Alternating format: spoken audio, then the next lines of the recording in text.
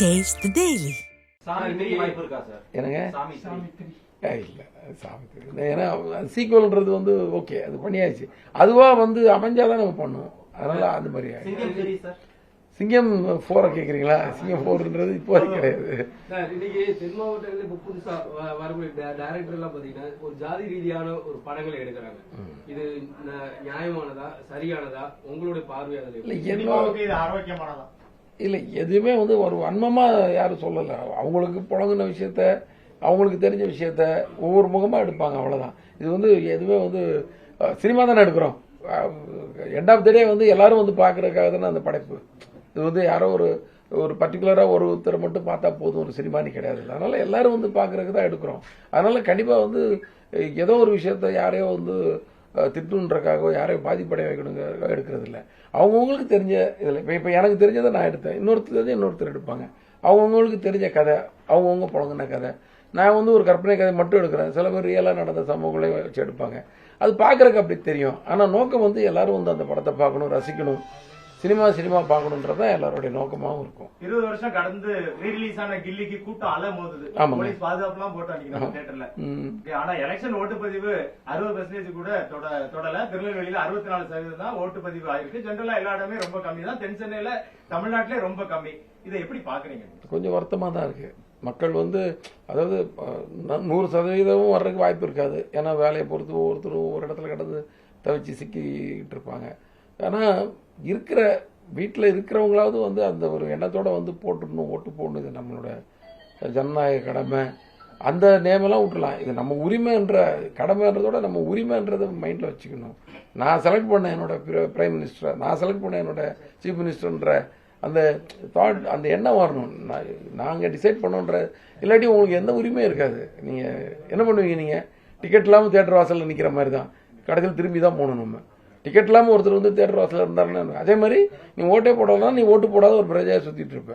சூழ்நிலையால் இருக்கலாம், அது வேற விஷயம். சூழ்நிலையை ஒருத்தரை வந்து போட முடியாமல் இருந்திருக்கலாம். பட் வேணும் நீ போடாமல் இருக்கிறது எவ்வளோ விஷயங்களுக்காக டைம் ஸ்பெண்ட் பண்ணுறோம், எவ்வளோ வாகன வசதி என்னென்னமோ இருக்குது. இன்னைக்கு இன்னும் இந்த தடவை வந்து எலெக்ஷன்லாம் ரொம்ப அமைதியாக நல்லா நடந்துச்சு எல்லா இடத்துலையும். நானும் போய் பார்த்தேன். அதாவது கொஞ்சம் வயசானவங்கலாம் வந்தாங்கன்னா காரை வந்து வாசல் வரைக்கும் கொண்டு வந்து விட்டாங்க. பேரிகார்டு போட்டிருந்தாலும் ஏஜ்டு பீப்புள் இருந்தாங்கன்னா உடனே போலீஸ் வந்து அனுப்பிச்சி விடும். அதெல்லாம் நான் கண்ணு முன்னாடி நின்று பார்த்துட்டு இருந்தேன். சரி, நல்லா அமைதியான. ஸோ ஈஸியாக வந்திருக்கலாம். ஏன்னா வெயிலுன்ற ஒரு கஷ்டம் வந்திருக்கு. அது எப்போதும் நம்ம சம்மரில் தான் வருது. பட் மக்கள் இன்னும் கொஞ்சம் அடுத்த தடவையாவது வந்து இது கொஞ்சம் அந்த பர்சன்டேஜ் வந்து நிறைய ஆகிற மாதிரி பார்த்துக்கோங்க. ஆக்டர்ஸ் காட்டக்கூடிய சிம்பலுக்காக ரசிகர்கள் காத்திருக்கக்கூடிய ஒரு சூழல் இருக்குது ஓட்டிங்ல. விஜயா இருக்கட்டும், அஜிதா இருக்கட்டும், அவங்க காட்டக்கூடிய சிம்பலை பார்க்கக்கூடிய ஒரு இயக்கத்துல ரசிகர்கள் வரக்கூடிய ஒரு சூழல் இருக்கு. இந்த சினிமா ஆக்டர்ஸோட அரசியல் மிக்சிங் எப்படி பாக்குறீங்க? ஏன்னா அவங்க காட்டக்கூடிய சிம்பல் அவங்களுக்கு மக்கள் வந்து அவங்கள ரசிக்கிறாங்க, சினிமால ரசிக்கிறாங்க, நேர்லயும் வந்தா ரசிக்கிறாங்க.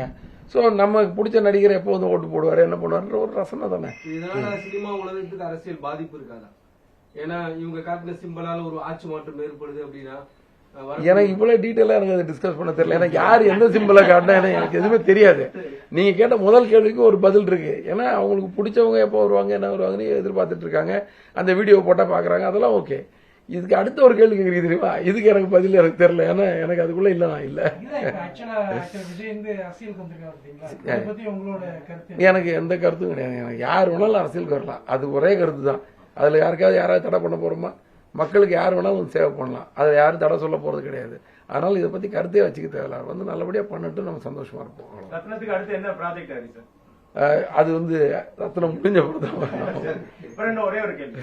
முன்னாடி நம்மளாம் பார்த்துருப்போம், நீங்க நம்ம ஏரியாக்காரர் தான். 100 நாள், 50 நாள், 150 நாள், 200 நாள்லாம் ஓடின திரைப்படங்களை பார்த்திருக்கோம்.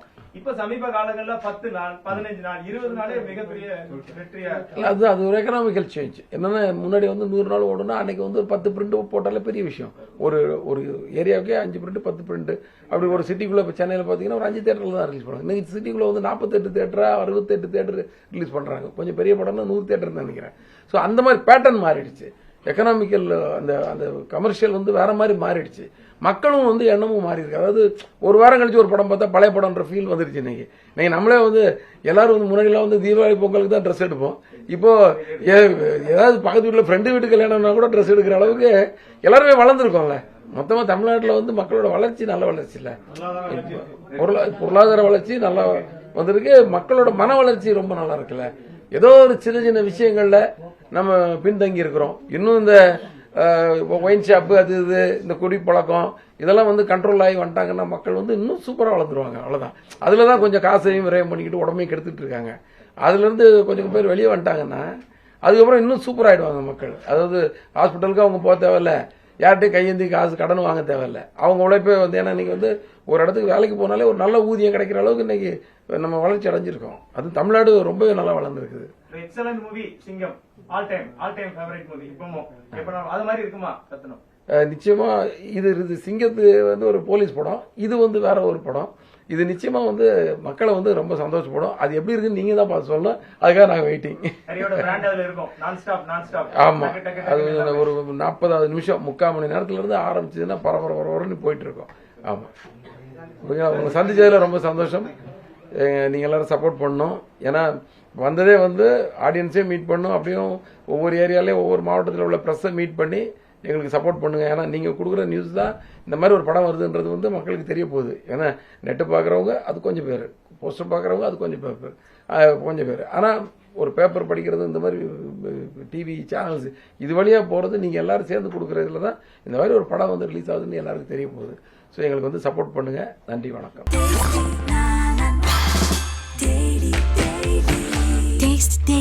Taste the Daily.